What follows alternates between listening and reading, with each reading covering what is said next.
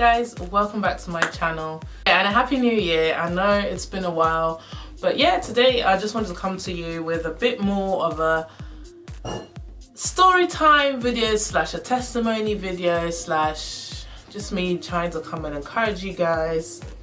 Today is my 25th birthday. I pre-recorded this video, but I did say I wanted to post it on my 25th birthday because it's just a testimony. And it all started 25 years ago when my mom got pregnant, and at that time she wasn't married to my dad, and she had my two older brothers already, and one of them she had to send back to Ghana, and the other one had to go and live with foster parents because she just, at that time, like, she didn't have papers, so she was kind of like, I wouldn't say like on the run, so she didn't really have like a stable place to stay. So back then, because she was working and she didn't really have a stable home, my older brother stayed with a nanny all the time, and my other older brother she actually sent to Ghana, and then she got pregnant with me, and she at that time she wasn't married to my dad, and they were living in separate cities, so she was thinking to herself, I cannot handle another child. Like, I can barely take care of my other two children. What am I gonna do with another child? So she made up her mind that she was going to abort me. And she went, at that time you had to go and get like a go-ahead letter from your, from this office if you wanted to, when you just, whenever somebody decided to do an abortion, you'd have to go and get like a, confirmation letter from one of the offices. Like, I think they would interview you and kind of try and see why you want to get the abortion, and if they feel like you have a valid reason, you get a go ahead, and she got that and everything. So she booked an appointment with the doctor, and it was all set to happen. A day before she was going to get the abortion done, she had a dream, and in that dream she saw like this man dressed in white and shining all bright, and was just standing in her room, and he was saying how she should keep the child because the child is a girl.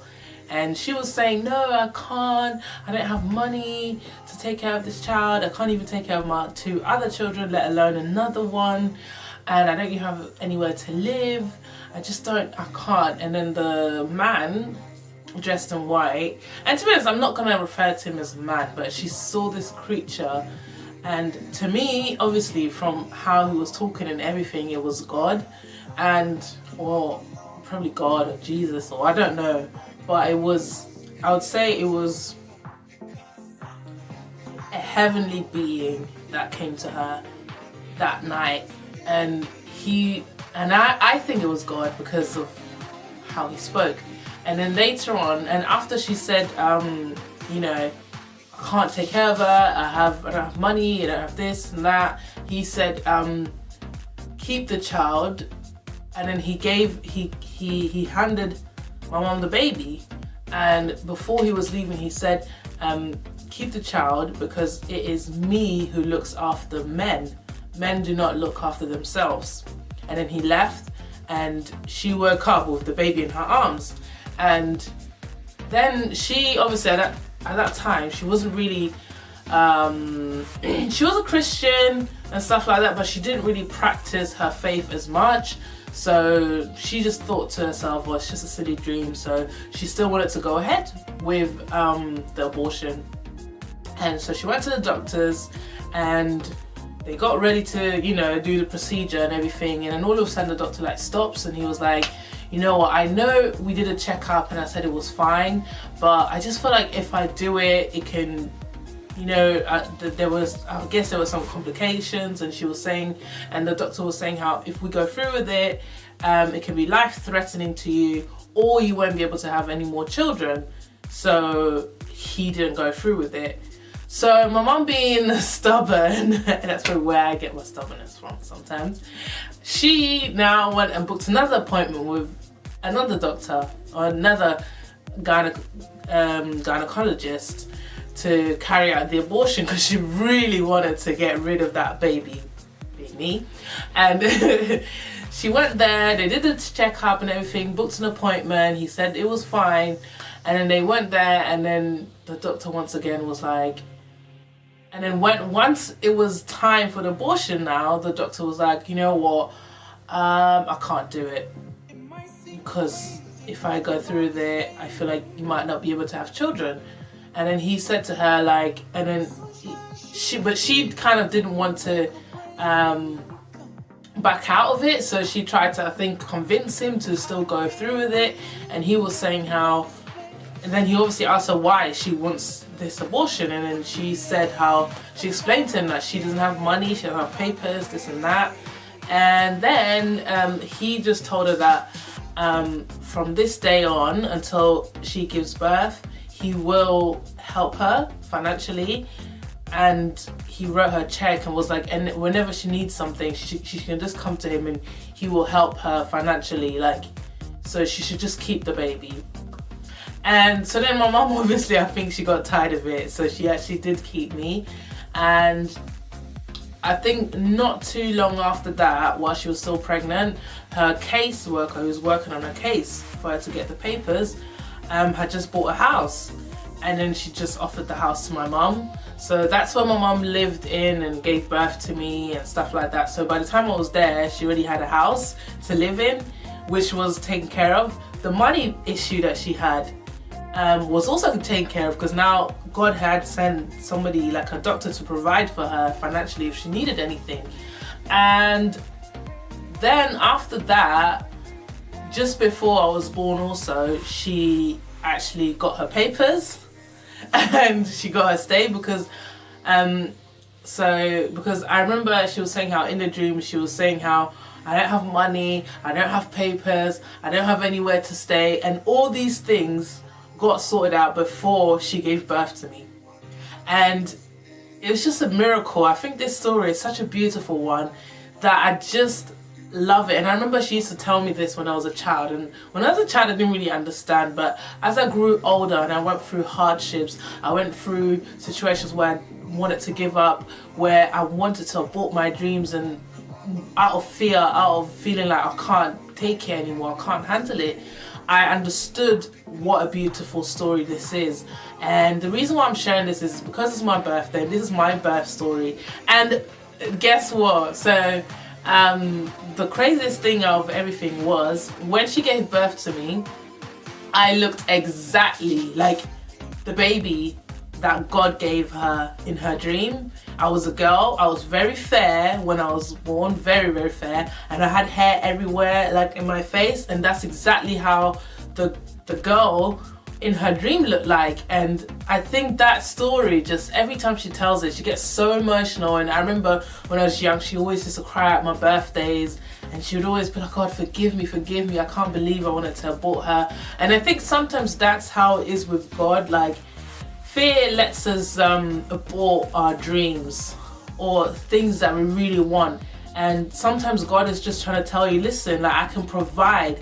If you come to me, I will help you. I'll provide for you so that you can do this thing that you're scared of. And that's why I'm making this video, because I want to encourage you. What is it that you feel like you want to abort? Even if it's a baby, if you're watching me right now and you're pregnant and you feel like, I can't look after the baby, and you're worried about it. Like, I'm not judging anyone who has had an abortion or anything. If I did, I would be judging my own mom. And to be honest, everyone is different. But if you are watching me and you just want to abort the baby simply out of fear, then I tell you, pray.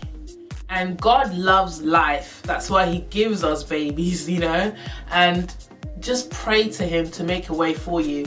I mean, this story, just within 9 months or even less than that, my mom was able to have somewhere to live, got her papers, and got a stranger to support her financially. And this is all these things that she was worried about that were going to stop her from having me. God made it happen so that she can have me.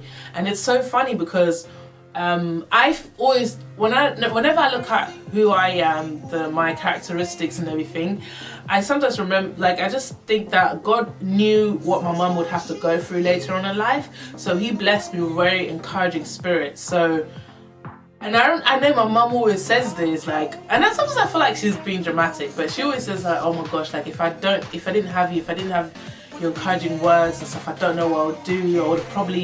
I wouldn't be on this earth anymore. Like, she says, some of the things you say to me, Bridget, saved my life. Like they uplift me and really help her through her problems. And I just think of, just imagine she would have actually, or God wouldn't have fought for my life, where she would have been, because I know I've helped her so much, just emotionally and spiritually, and it's like I'm her best friend. She tells me everything, and I'm her ride or die, basically. I'm always there for her when she's in trouble, or always trying to motivate her. Obviously I'm not perfect, but you get the gist, basically, that it would have been a shame, because I am her only girl, and sometimes you don't know what this child is going to grow up to be, how God can bless the child, and how that child can even become a blessing to you. I know this is a very touchy subject to talk about, and I don't want to generalize every situation and be like every situation is different. I can only talk from what I know and what my mum told me, and I just want to share this story to kind of encourage you out there that no matter what it is in your life, whether it's a child, whether it's a marriage, whether it's a relationship, whether it's a job, whether it's a dream, do not abort it just out of fear. Like, the funny thing with fear is like faith. So fear is believing in something that isn't there as well, because fear, most of the time, it's not like you're in the situation, you're scared of it happening or what could happen.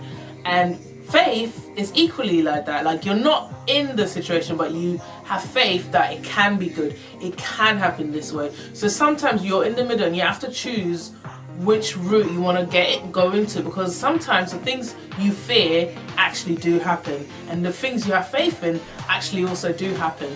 So sometimes do not let fear, something that isn't even there, stop you from things you want to actually happen, because you never know. And it's funny because last year, because I really struggled with finding a job after university, and literally last year I was fed up. I was like, okay, I've tried my hardest. I went back to Germany for a year, came back, and it still didn't work out, so I wanted to give up altogether. And then for some reason I didn't, and I ended up staying. I actually booked a ticket, and I just cancelled the ticket like 2 days before, and the next week I got a job, a really good job. And it's so funny because when I was leaving, I was actually leaving to nothing. And sometimes you leave thinking that the thing that you're letting go of because of your fear is gonna put you in a safer place, but no, because sometimes the thing that is like on the other side of fear is so much better, and it's just worth you fighting for. Do you understand? Like, I'm so glad I fought and I stayed and I didn't go back, because now I get to reap the benefits of me staying. Even though it was very hard at the time, I feel like I'm reaping the benefits, if that makes sense. And I don't know, I just really pray that you guys, I know this video might be a bit all over the place, but it's just similar to my mum's story. It's always the same things. There's fear that stops us from great things, and I'm so happy that God blessed me with people who encouraged me to not go and stay. And it's so funny how in that week when I decided, I booked my ticket to leave, I was getting job opportunities thrown at me left, right and centre. I was thinking, where were you a few months ago? But that's how it is. Like, God steps in when it's literally impossible, when you are ready to give up, when you're like, no, I'm not doing this. That's where he's like, no, child, just push through it. It is there. It is within your reach. Don't give up just because of fear, you know? And it's like that with everything. And I just want to encourage you also, if you're watching this and you have gotten an abortion done and you maybe are still struggling with guilt, I'm just here to tell you that do not do that. just if you have a spirit of guilt regarding that, I can just advise you to pray and ask God to heal your heart. Like, as much as do you understand, he has compassion for you, and he might not be happy with an abortion, but out of everyone in this world, because he knows what is going on behind the scenes, he has the most compassion for you. Even when we sin, even when we make stupid mistakes, you know, and that's just my message to you out there. Like, do not feel guilty because you did it. You're like my mum, because she didn't go through with it, isn't better or worth more than you are who did go through with it, if that makes sense. It's all just by grace. So I'm not making this video to make anybody feel bad. I just want to uplift you. And if you have gone through something like that, make sure that fear doesn't force you into aborting anything ever again, and fight against fear with faith. And I don't know, and I just feel like the best thing anybody can do is put your faith in somebody higher than you, because sometimes when I look at myself, my life, there's only so much faith I can have in myself because I'm limited. But then when you put your faith in somebody who doesn't have limits because he created this earth, so he can do anything, then I don't know, I just feel like it gives me the strength to push through the trials and end up as a victor. So I hope this video was good and inspiring, and I'm so happy I filmed this video. This video is such a beautiful story. Every time I tell it, it just lightens up my heart and everything, and it's so beautiful that I came into this world, and I'm happy that my mom didn't go through with it. But at the same time, I understood why she felt like, oh my gosh, I can't handle another child. So today's my birthday, so I would really appreciate if you would just leave me some happy birthday messages, and I'll definitely reply to every one of you. And yeah, celebrate my 25th birthday. Whoop whoop, turn up, up. This is the first time I've dabbed. Wait. Oh my gosh, I actually did it. Yeah, alright then, bye.